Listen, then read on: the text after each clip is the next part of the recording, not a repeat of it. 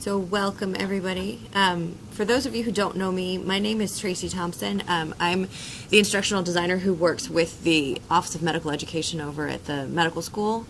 So I primarily work with the medical school faculty, but doing a lot of similar things to what Linda and Lori do, but also helping design the class sessions that are taught there. What we're talking about today is maximizing learning from narrated presentations. So a lot of this comes from the fact that a lot of people are doing flipped or blended classes. Some of you are teaching entirely online classes, and that's happening across the School of Medicine and Health Sciences. So we're seeing it at the School of Medicine as well as even more predominantly here. And so we just want to talk about some of the tips because it is a little different to teach a lecture online than it is to do it face-to-face with your students in front of you. So some of the things to think about while you're working on creating your narrated presentations. So what we'll cover is some kind of key design principles, so just things to think about as you're prepping your presentation, the use of visuals and how to visualize content, and some of the kind of things to think about when you're designing those visuals. Linda's going to cover some of the presentation recording tools, so some of the different things you can use, whether you want to use. Not cover. Cover. She will introduce them. We couldn't teach you even one of them in the 40 minutes that we have, much less the 3 or 4 that she's going to cover, but she'll show you kind of some key points about them and help you figure out how you might decide which one to use and where to go to get in-depth information on those. And then we'll also give you some of the sources that we have so you know where to go get some of these things, because goodness knows that you may not have time to create all your own graphics or visuals, so where do you find better ones?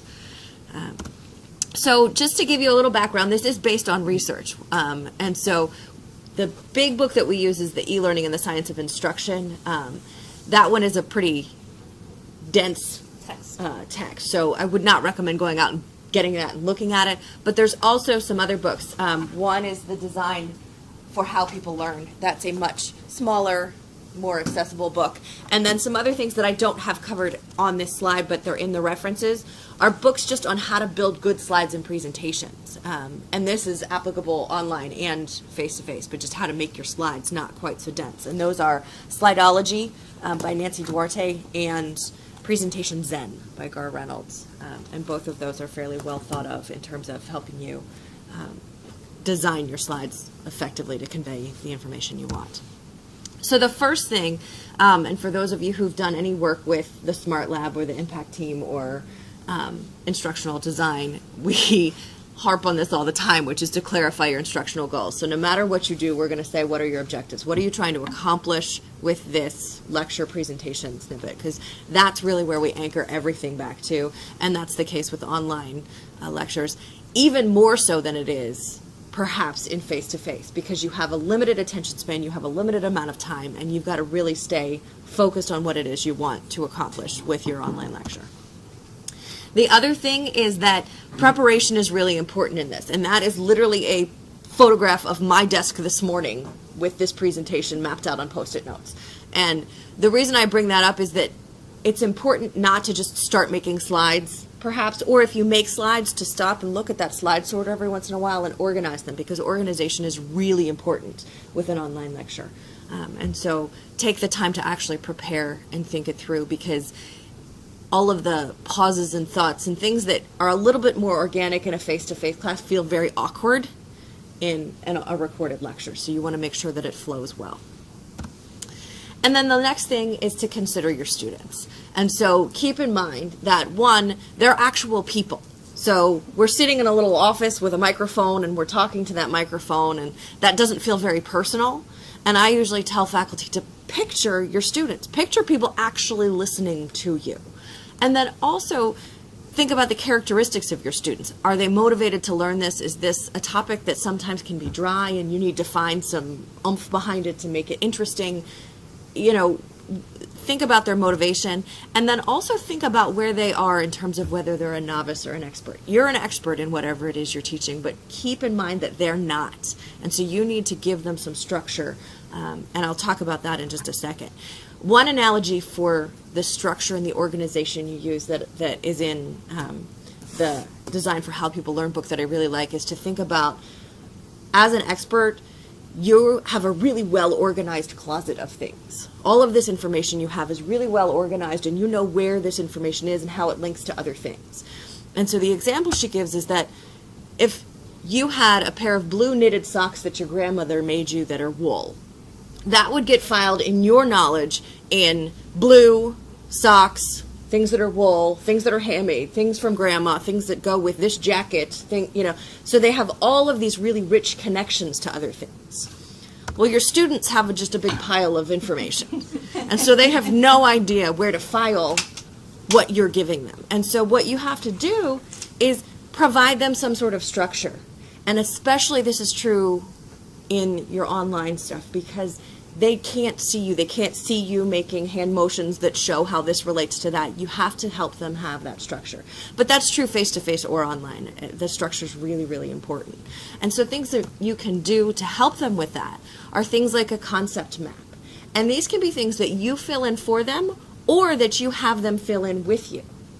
So just like you give a handout before you would come into a face-to-face lecture, you could also give them a structure to take notes on. So here's the outline that I'm going to follow to help them structure that. You could build a concept map, show them your concept map, or have them do their own. Here's how this new information relates to all this other stuff that we've talked about in the past. Give them a matrix. Sometimes things that you're talking about can be classified really well and the characteristics can be drawn out. So help them figure out how to fit that knowledge all together. Also, really critical for online is using bite-sized chunks. So instead of spending 20 minutes talking, again, picture your learner. They're sitting there by themselves with the headphones on in front of a screen. It's hard to stay focused for a long period of time. So you really need to break it up. And so break that 20-minute section into a couple of different 5-minute sections. Another thing that's really useful is picture that they may get up and walk around in between those sections. So it's really helpful if you say, in the next section, we're going to talk about blah, blah, blah. Or when we come back, we're going to talk about this. And then when you come back in, say, we just covered this, now we're going to move on to that. Yeah. I just wanted to add that if there's one concept they're having a really hard time with, they don't have to sift through 22 minutes to go find where you're talking about it. They just go to the 5-minute one where you're talking about that one concept. So it just helps them. It helps them process the information, helps them study later. It helps them, just organize everything. And again, none of us like to sit in front of a computer and listen to a lecture for an hour. So make it, digestible chunks. The other part of that is to limit time on each slide. So anytime that a slide is up and static for any period of time, typically the advice is 20 to 30 seconds, believe it or not. And that's not to say that you can't have a lot of information that you cover in your slides, but move something, highlight something. And Linda's going to go into some of the ways you can do that or some of the tools that will allow you to do that. But you can do that in PowerPoint, right? You can put a box up around, this is the row of this table that I'm talking about. Just some sort of something that catches my attention back to what we're looking at. I haven't actually read any data on a lower limit. I think instinctively I would say, yes, you don't want to be so busy that I haven't even finished processing what you put up there. So I would say 5 to 10 seconds is probably, unless you're building, right? That's usually not the problem. It's the other way. And the next thing is to use a conversational style. So it's harder online to connect with your students a little bit. It feels a little distant. So make sure that you're using a conversational style. And then the other part of this is to tell stories. Stories, believe it or not, actually fall into that structuring your knowledge. We have a way to process stories. We all understand how a story works. And so a story is a structure that helps us take in that information and remember it. So instead of just walking through a procedure, tell a story that follows the procedure because it makes it a little more concrete, it makes it a little bit more real.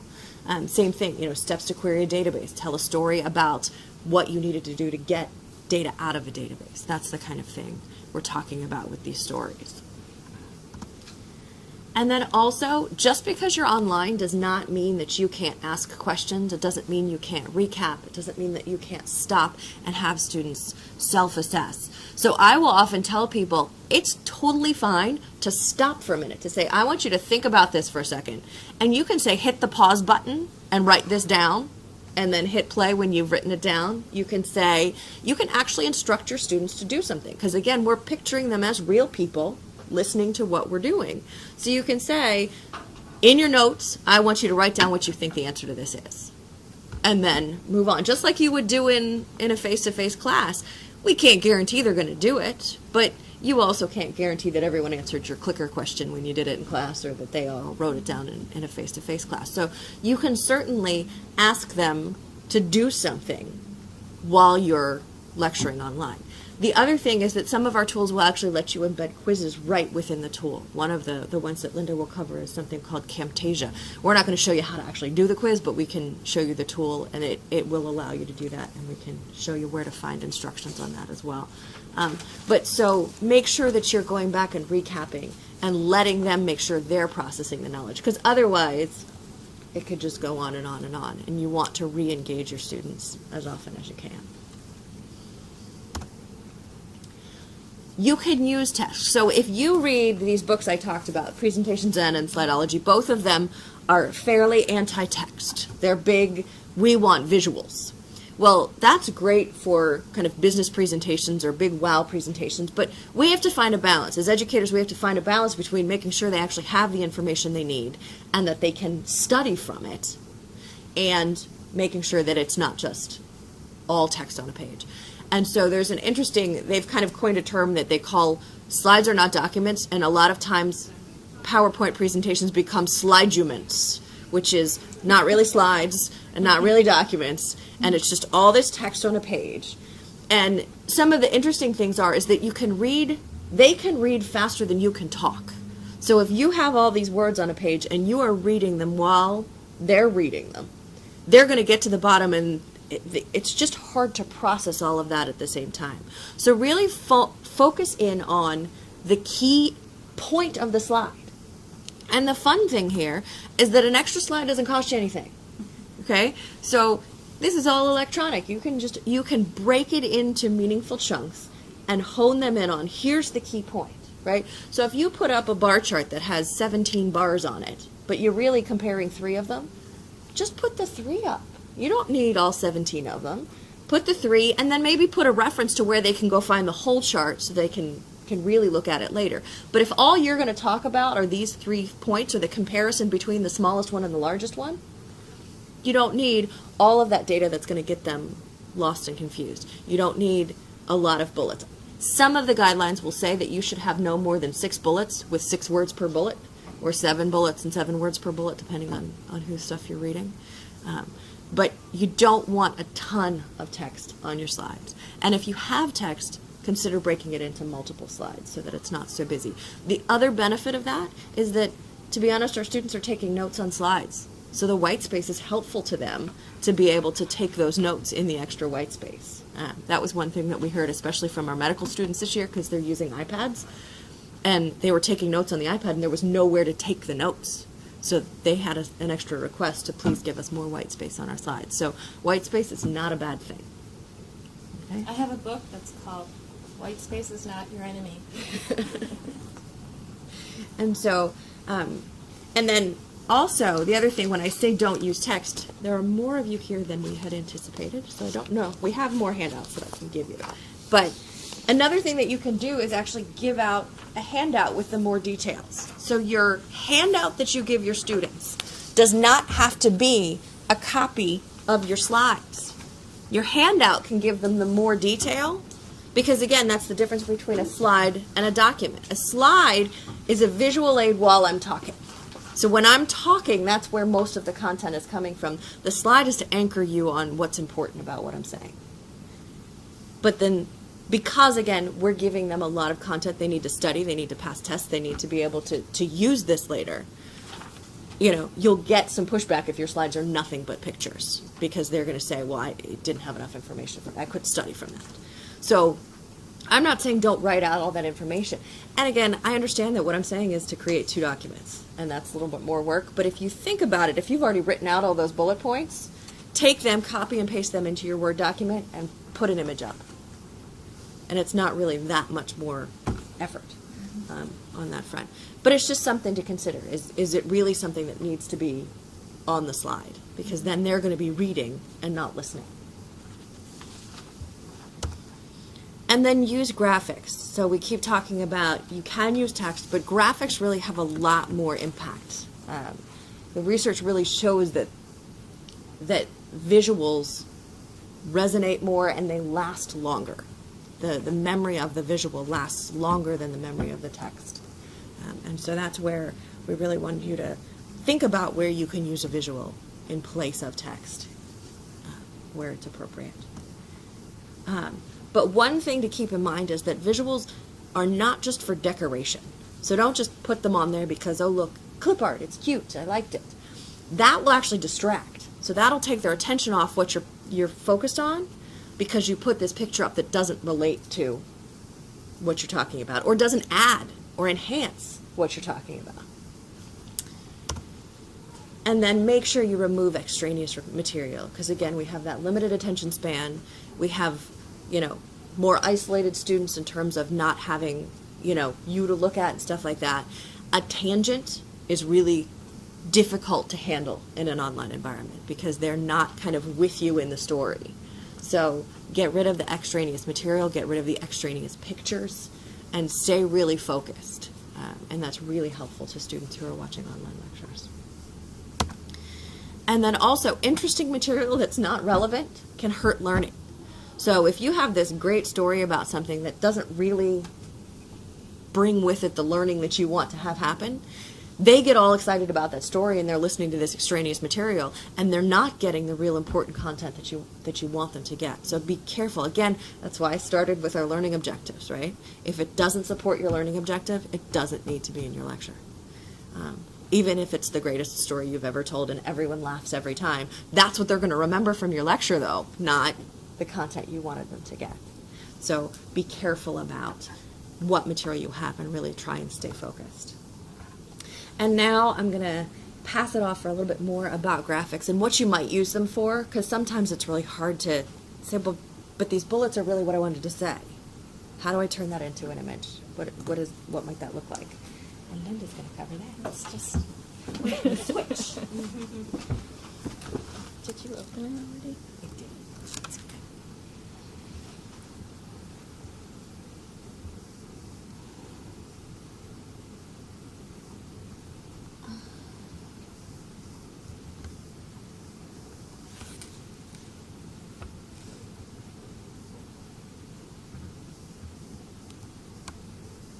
Okay. So I'm going to expand a little bit on how to visualize your content. Then we'll talk a little bit about the different tools that we have available to us to do online narrated presentations, and then some sources for visuals. So facts are some of the easiest things to visualize, especially things like anatomy. If you find yourself talking about numbers a lot, think about if there are any comparisons or relationships or trends that you want to talk about. You can maybe represent them in charts, tables, graphs. Tracy talked about this a little bit. What we're trying to do is help the students build mental models, or she called it structure. It's the same thing. You can think of analogies that can be represented in images, like her analogy of the closet. That was a good example. Examples and counterexamples that can be visualized. And then to help organize the material, you can think about if you can separate them into categories or by topic. And you don't necessarily have to always explain the visual right away. You can put it up and, like she said, either through software or just telling them to pause the video and write down, what do you think this visual is trying to tell you? What about this analogy is similar to what we're talking about? What is the numeric trend that you see in this graph? So here's an example of categorizing information. We have bullet points, but why is it not? Oops. Bullet points, but you can see that there are words that are repeated. So that's a clue that maybe I can categorize some things. And then you see the bottom two, which are the after. Just trying to give some structure to all of the information. And here's another one, text, what I call a wall of words. And they're talking about a timeline, but they're not actually showing the timeline. So here's the after. They're explaining where these documents come into the timeline along this process. So there's been some research that shows that if you're trying to teach someone how to perform a task, a procedure, that dynamic visuals are best. So that could be a video or an animation. And that's because it's due to the existence of what's called a mirror neuron in the brain, which helps you to absorb and learn from motion demonstrations. But I found a neuroscientist who can explain it better than I can. It's just a minute, I think. One recent discovery that's been made by researchers in Italy, Parma, Giacomo Rizzolatti and his colleagues, is a group of neurons called mirror neurons, which are on the front of the brain of the frontal lobes. Now, it turns out there are neurons which are called ordinary motor command neurons in the front of the brain, which have been known for over 50 years. These neurons will fire when a person performs a specific action. For example, if I do that and reach and grab an apple, a motor command neuron in the front of my brain will fire. If I reach out and pull an object, another neuron will fire, commanding me to pull that object. These are called motor command neurons that have been known for a long time. And what Rizzolatti found was a subset of these neurons, maybe about 20% of them, will also fire when I'm looking at somebody else performing the same action. So here's a neuron that fires when I reach and grab something, but it also fires when I watch Joe reaching and grabbing something. And this is truly astonishing because it's as though this neuron is adopting the other person's point of view. It's almost as though it's performing a virtual reality simulation of the other person's action.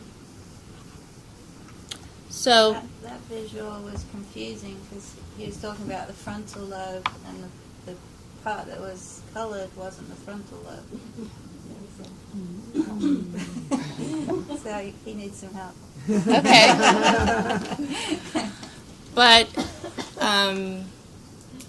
he did explain better what I was trying to get at, which is if you can try to visualize a procedure with motion rather than static pictures that have arrows and explain the different steps.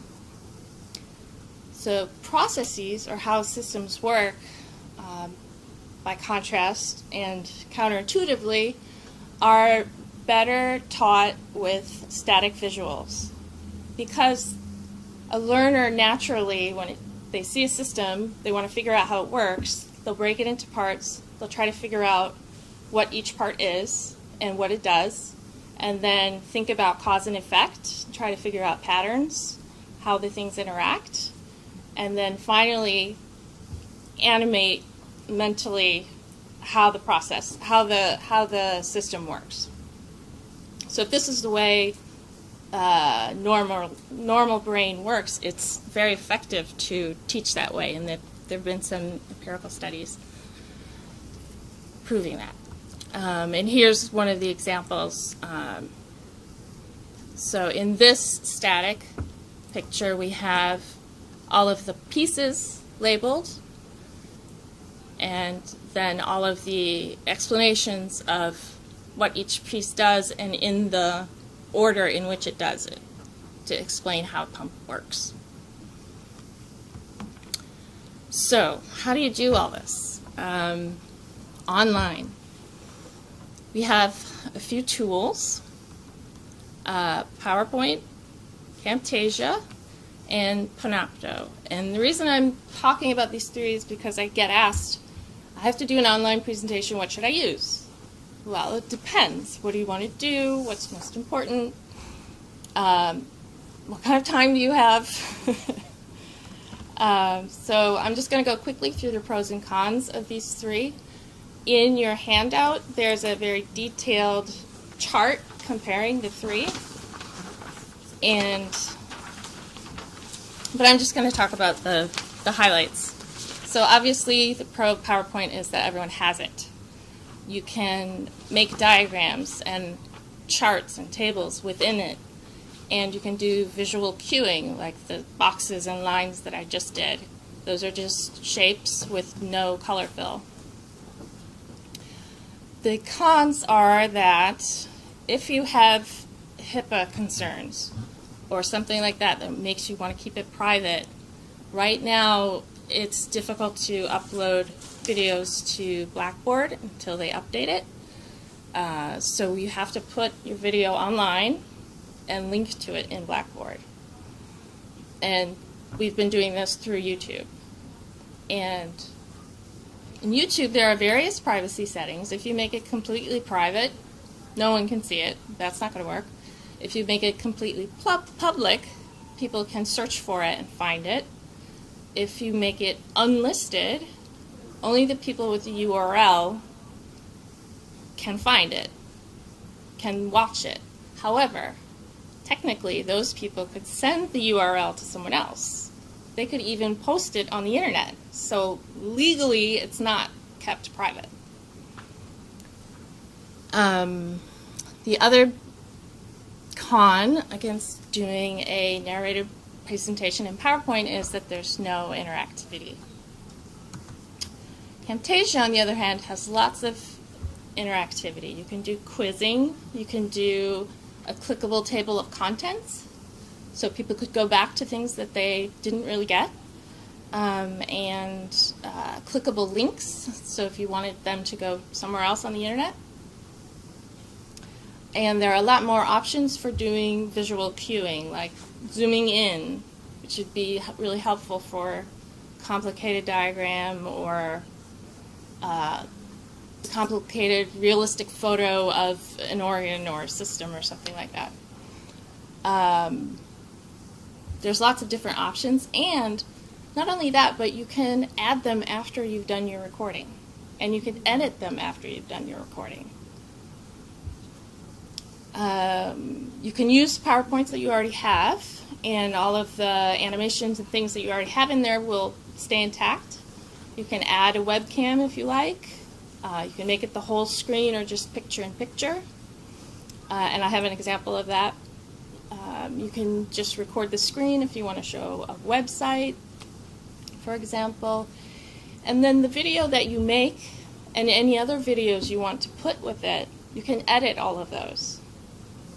That's a big difference between PowerPoint and this. Like I said, the big con is that GW does not have it for everyone. But it's not that expensive, so department might be able to buy it. We have it in the HSP Smart Lab. I do know people who have bought it themselves. And they have some laptops at Himmelfarb. Himmelfarb has it on laptops, and they also have it on desktops in the library if you wanted to go. Yes. I'm assuming the learning curve is harder for Camtasia versus, PowerPoint. I don't it's think not it's terrible. that hard. I have it on this laptop, so if you want to see what it looks like afterward, we can show you. I don't think it's that hard. They have fantastic, I'm going to give you the link, but they have really good video tutorials which will take you from zero to actually doing something in a few videos. I think it's much more user-friendly than some of the other things out there. Yeah. Of the kind of e-learning design tools, I think it's by far the most user-friendly. It's not. There are ones that are way more complicated and way more expensive that do amazing things, but they're a lot harder to learn. And we're going to talk about those next month at my Lunch and Learn on Interactivity. Little plug there. So here's a couple examples of Camtasia, and this is kind of long, so I'm just going to jump around. So here's the picture-in-picture. This is a fully online class, so it's a good way to just sort of personalize. She also uses, I think she used that tablet and pen to do these drawings on statistics. And then she's explaining her diagram. and using highlighting to look at a really big graph. She could have even done Zoom. And then she put a bunch of videos together, her own video, and then some photos, and then TV broadcast, all about the same issue. And then he's explaining a system using visual cueing. And then she's doing zooming in and out and visual cueing. The abstract discusses the study plan. Check the article format And that's called Spotlight. So those are some of the things that people in health sciences have been doing. So, PANOPTO, I know the med school uses PANOPTO a lot more than we do. So I have an example of it. If you've never seen it before, you can see what the students see. It is GW, well, actually it's SMHS provided. We're the only ones that use PANOPTO. The rest of the school uses Echo 360, which is basically the same thing. It's designed for lecture capture. So classroom, you're teaching a class, and the camera films you and films the screen. But you can, and people do, use it for narrated presentations. You just use a webcam instead of a big camera. And then you give your presentation. You can use a PowerPoint. You can do a screen recording, so whatever's on the screen, website, drawing, whatever, it will show up. Also, you can edit the video, so you don't have to worry that it's going to be perfect from the beginning. You can trim off the beginning, trim off the end. If you are actually in a class and you have a break, you can trim that out. We've done some together. And it will stay private. So if you have any concerns about that, it lives on the PANOPTO server. And so it's not in Blackboard, doesn't take up any of your space. And the only way you can get to it is being in your Blackboard course. You can open it up to the whole web if you want to. Like if you have something outside of a classroom that you want to share with other institutions, for example. And you can export from there, so if you wanted to send it to someone else, you can get it, turn it into a video file to send somewhere or post somewhere. But some of the concerns we hear from folks is that they don't want their stuff on YouTube, and so this is an alternative way. Mm-hmm. Cons are the setup is not very intuitive, but once you get it set up and you've done it a couple times, it's not tedious. And if your AV system connects to it well, it's not tedious. So here's a little example if you've never seen it before. This is actually an in-class lecture or training. Oops, sorry. Back.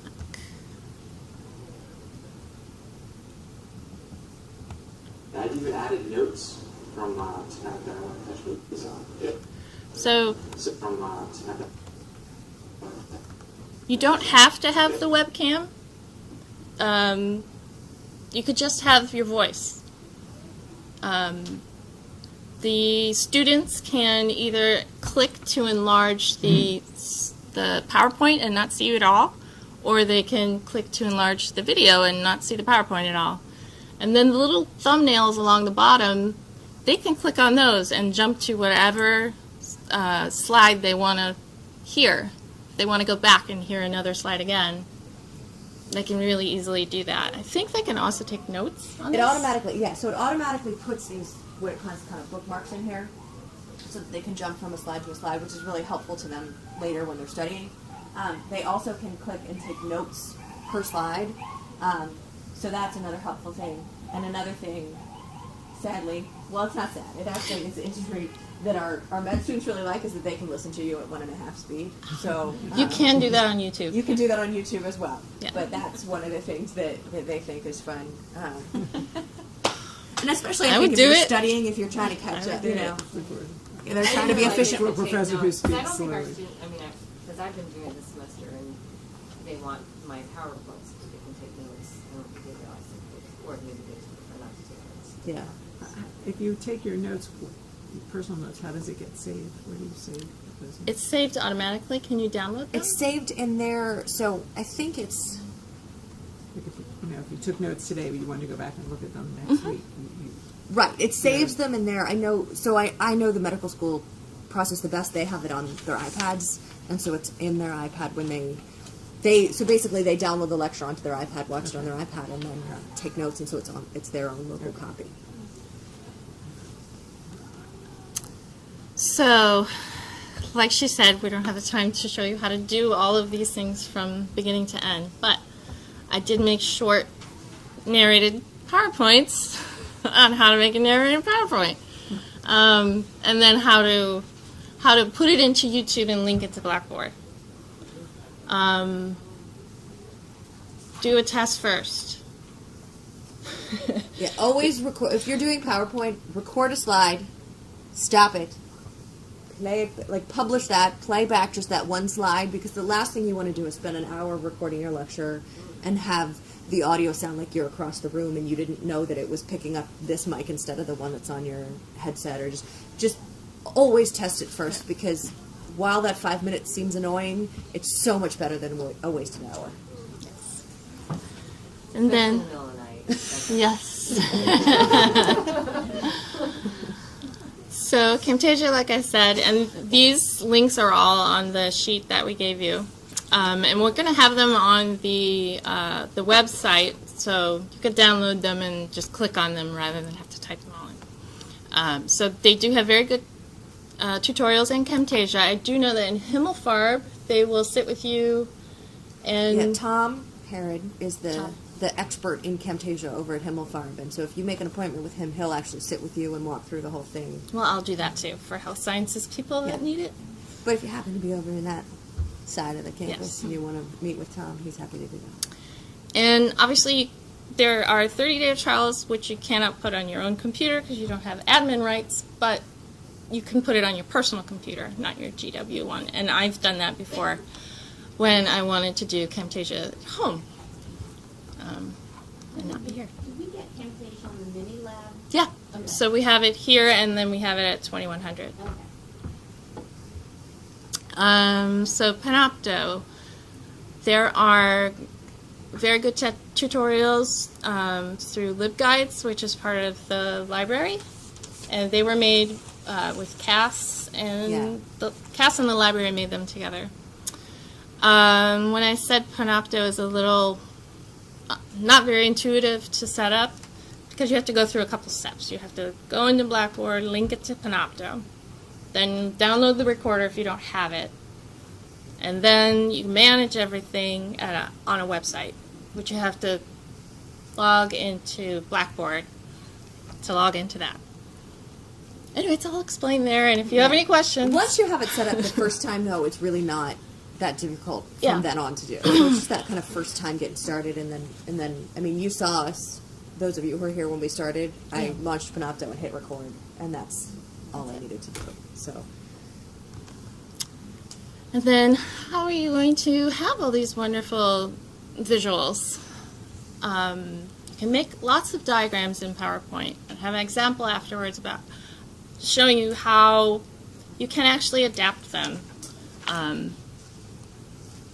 and make lots of different things from what you see. The examples that you see that's not all that's there. And then another thing is, if you're not sure how you want to organize your material, if you just look at them, a lot of times it'll give me an idea of, like, oh, I could use that for this material.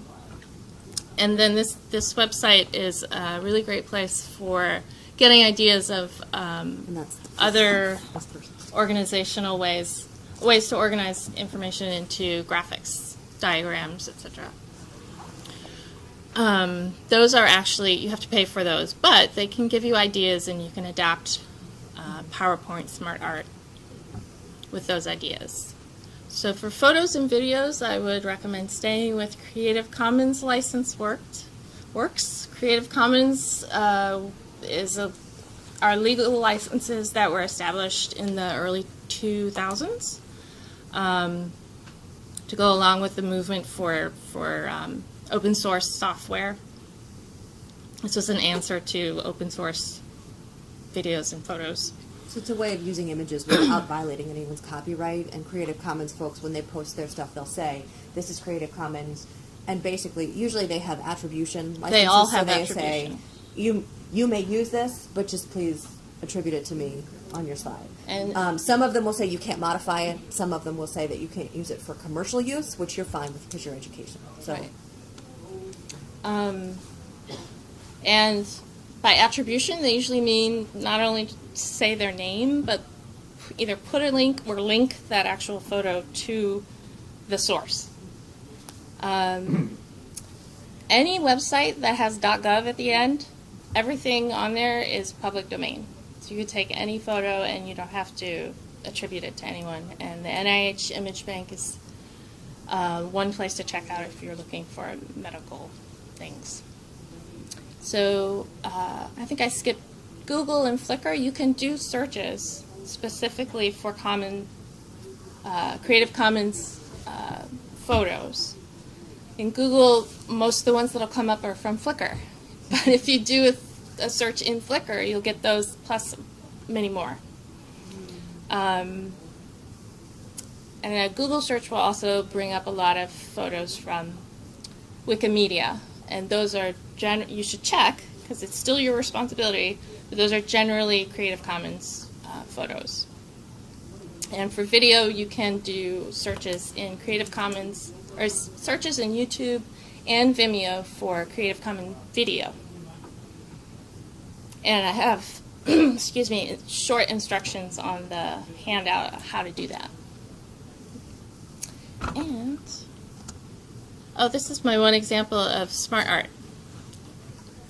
The top one was sent to me by a faculty member, and the bottom one is the one that they saw and in the smart art, and they thought they couldn't use it because they tried to make it the same shape, and it wasn't doing that. Whenever you put in text, it shows up. Put in text in the text pane on the left, and it'll show up in the diagram on the right. If you hit enter, it'll make another box. Yeah. But it was making boxes only on the same level, so she couldn't make it. She couldn't make two branches like she wanted.